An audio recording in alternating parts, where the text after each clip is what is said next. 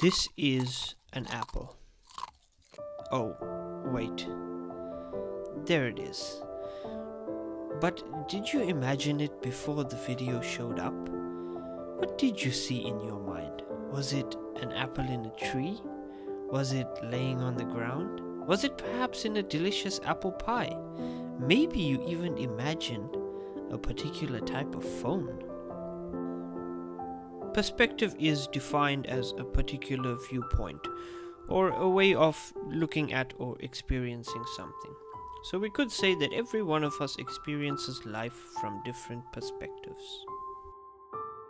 An apple is an apple, but the emotions you feel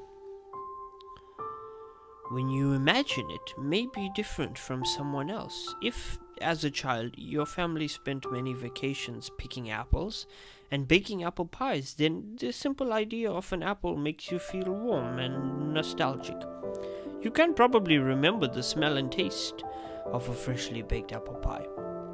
On the other hand, if the last time you bit into an apple a little worm peeked out at you, then your emotions may be less comforting.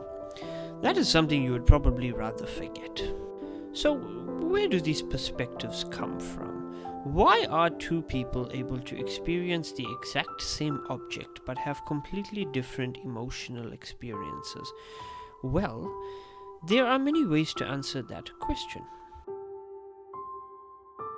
Firstly, we could say that your previous experience plays a big role in making you who you are. Your brain learns from experience. If you fall into a pool and almost drown, your brain creates an instructional memory, a fear response, if you want to call it that is probably triggered when you are around that type of environment. Someone else may see the same environment and be completely excited by it, while you cower with fear. Consider this. You are on your way to work. You have been using the same road every day for the past few months. This commute has become such a monotonous routine for you that you don't notice much. Would you be able to recall the color of the flowers that grow along the sidewalk? You probably see them every day, so why don't you remember? Well, maybe they just aren't as important to you. And that brings us to the topic of importance.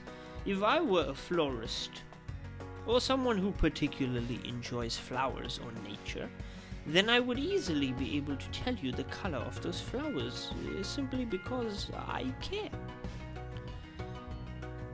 So then, what makes us care? Well, probably the same somewhat magical force that motivates us to do anything. And that doesn't mean your job, which you do because you need to survive. No, what really gets you going? What electrifies you? What lights you up from the inside? What makes you zone out like nothing else? Trying to explain that feeling to someone is a difficult task, unless that person truly understands you and your perspective.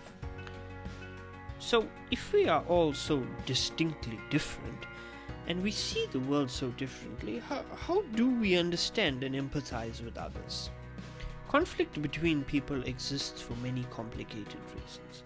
One of those reasons being that we simply don't take a moment to consider the fact that another person's perspective is distinctly different from ours. They may see exactly what we see, but they don't experience what we experience. They don't feel what we feel. They don't respond the same way we do. And even after knowing this, we still get mad at them and say, "You simply don't get it." We expect people to think the way we think and feel exactly what we feel. But if they did, wouldn't that make them us? And then wouldn't everyone in the world be exactly the same? And where's the fun in that?